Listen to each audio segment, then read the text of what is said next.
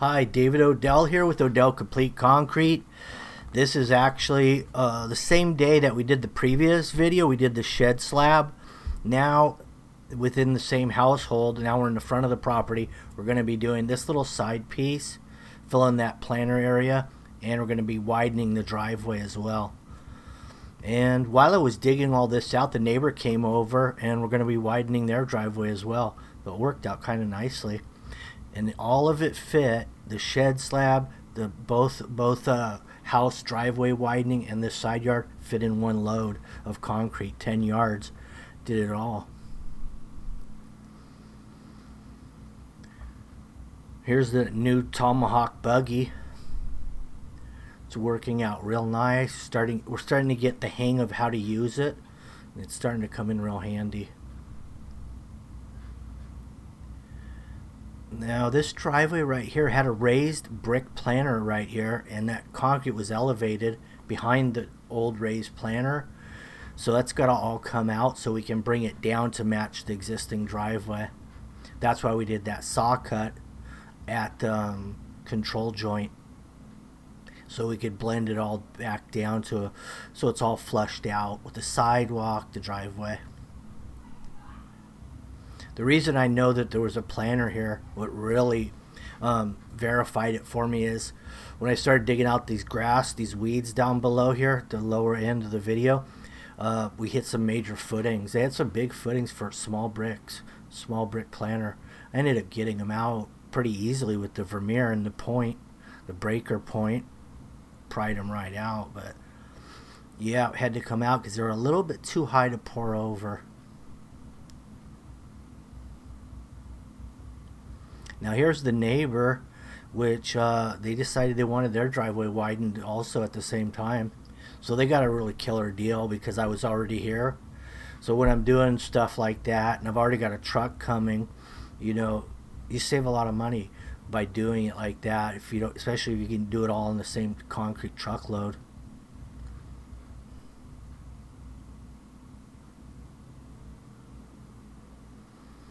These bushes that I removed came out really easily. See, I'm just pulling them out. See those Ariat boots there? Just picked up a new pair. Those are pretty much my favorite boot right now, because you can do a lot in them. Not only work in them, but you can. They're good for hiking too.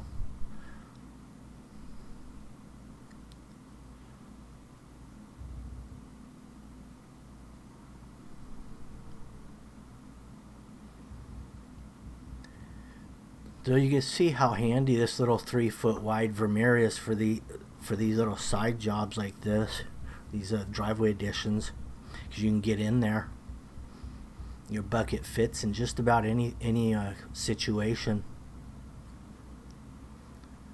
Here's some of the rebar that was in this foundation I knocked out. And now, because they had that brick planter, they poured this city sidewalk up against it. They didn't edge it. So I didn't want to join the new concrete with a 1/2-inch edge to a square corner. It never looks good.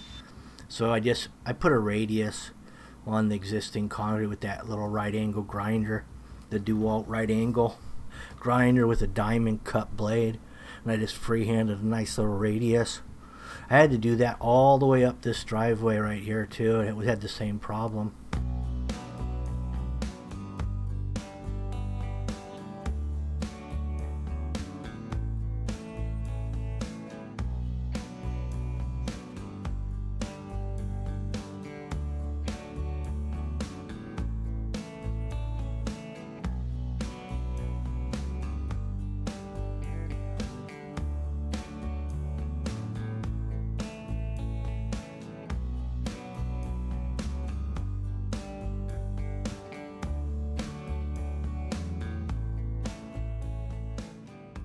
Over here we're going to widen the driveway as well. This is going to be 30 inches. Now my 3-foot bucket's not going to fit in here going the long way, so I just hit it from the side. This existing driveway, when we started digging out, we looked at the side of this driveway. It was really thin, probably about 2.5 inches thick or so, really thin. I don't know if it was just the edge or the whole thing is that way, but I couldn't drill in dowels into something like that because it's probably just going to break the driveway. So what I did instead is I I dug underneath the driveway, about every 4 feet all the way down on both sides, just to kind of key in, lock it together a little bit. Just kind of like post holes underneath the driveway, so this concrete that we'll be pouring will flow underneath, kind of lock it in a little bit.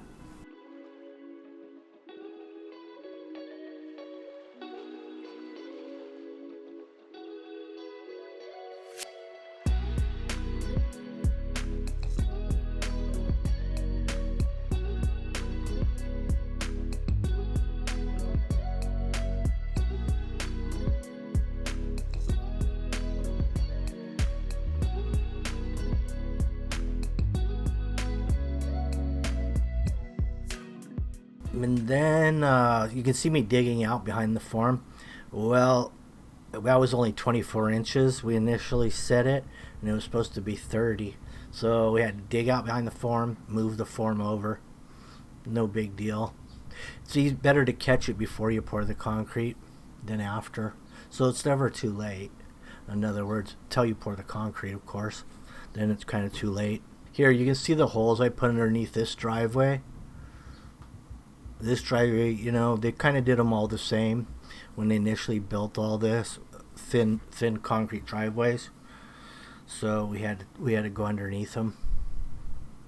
Here's the 3/8 inch Owens Corning pink bar, comparable to 1/2 inch steel. The only difference is this stuff doesn't rust, so it's better.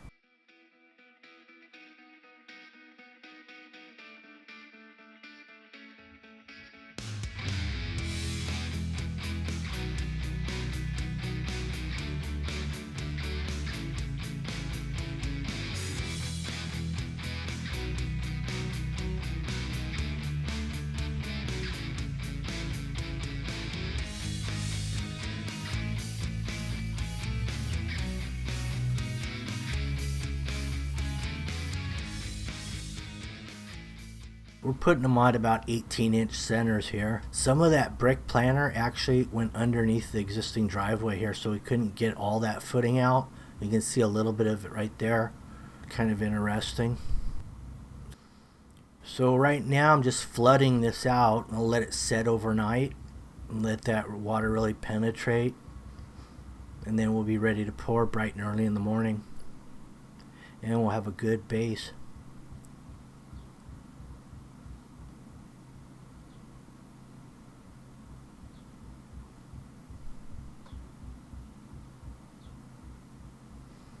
I keyed under the city sidewalk as well, actually. Because what can happen when this is at the low end of the property, a lot of the water migrates underground and it tries to come up between the water tries to push out, so you get hydraulic water pressure, and it'll actually lift the concrete up. Overwatering, things like that will cause that. Like if you get a broken sprinkler line down at the bottom, or anywhere, that water gets trapped under the concrete and it can push the concrete up. So if you key it under, it's got to all come up together. So you never really get a trip hazard, you just get more slope on your cross slope.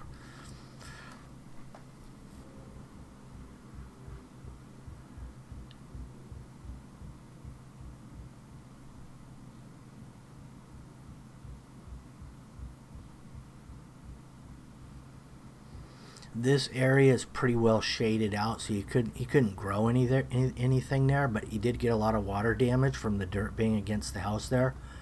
So by putting the concrete in there and then sloping it away from the house, you save your stucco or your house from water damage.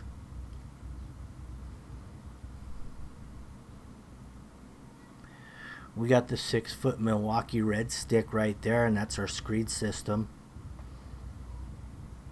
And we can check the level at the same time. We don't really need to in this situation because there's a lot of slope, but if you get in a situation where you got to check the level because it's pretty tight, if you're under 1%, you're going to have to verify it from time to time, make sure it's draining. there's a 3-foot wood bowl float there. Wood. Now we just dropped down to the 4-foot Milwaukee red stick. Went from 6 to 4. We don't have a 2, but maybe I'll get one eventually.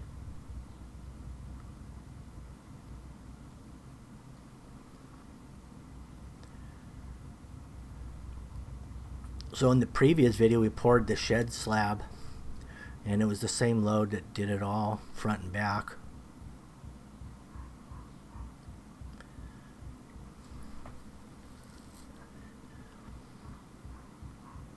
And basically they had initially a 16-foot wide driveway, because that's what the garage door is.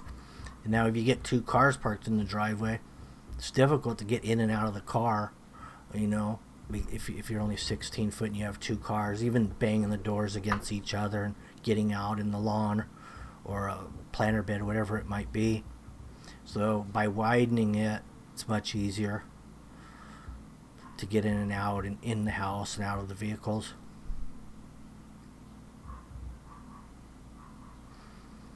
So the joints, on the joint situation here, what we have is existing joints that we're just going to match up and just follow them, even though they may not be straight or they may not be spaced equally, because the new concrete is touching the old concrete. There's a good chance the crack could reflect off of the existing joint, so we're just going to follow them on through.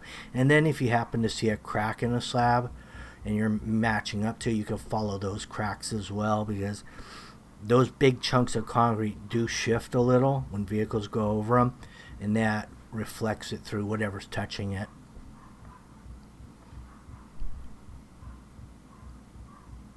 That's why expansion foam is good sometimes.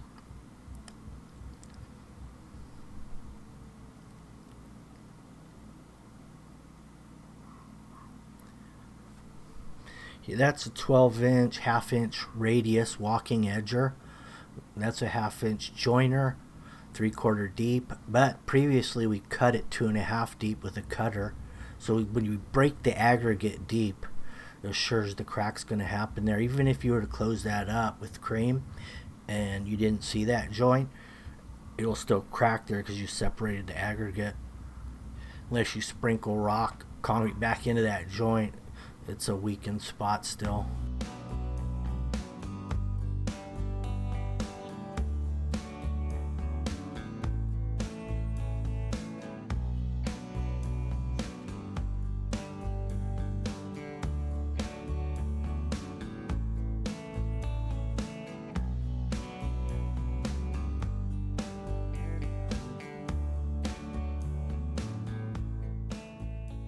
Yeah, I really don't like the hang plastic because it really interferes with a good flush edge. So I just sponge it off and scrape it up, the mess, as we go. If I can avoid plastic, I typically do.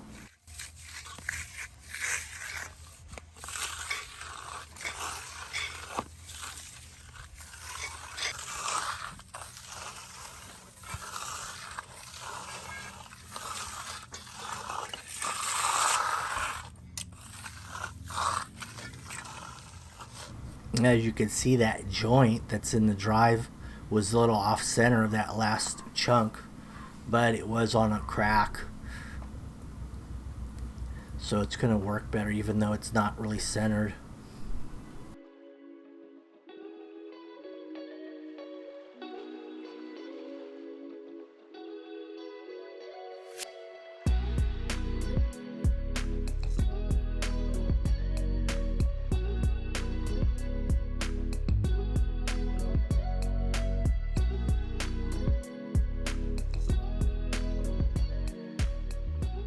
Here's the broom finish.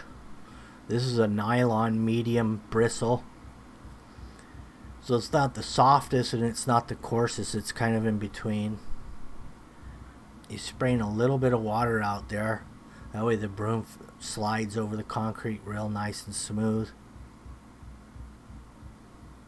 You can use water on these, you just don't want to use too much. If you use too much water and that gets rubbed into the surface, you've weakened the surface basically.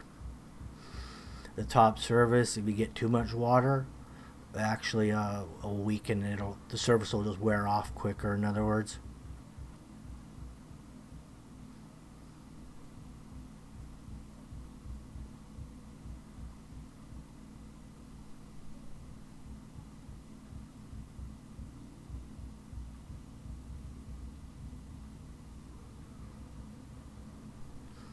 It was a beautiful concrete finish right there. Now this is the second day. Broke out the pressure washer, knocking off the tire marks from the tractor on the driveway and any other debris that might be present.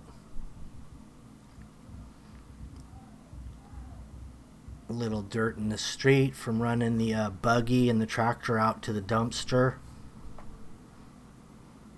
The nice thing about using the pressure washer versus a water hose or a broom, you're not using a whole lot of water. But you can see the difference the pressure washer made on that city sidewalk, just in that little bit of area that I hit.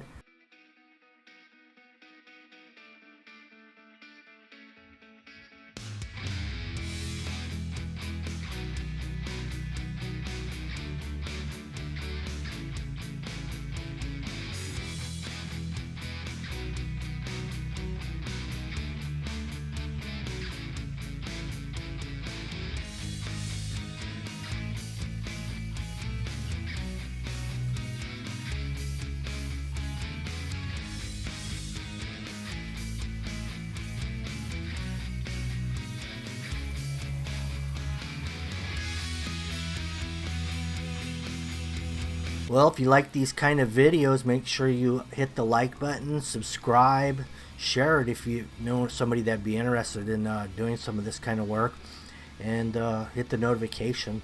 That way you'll be notified on our next upload. Have a good day.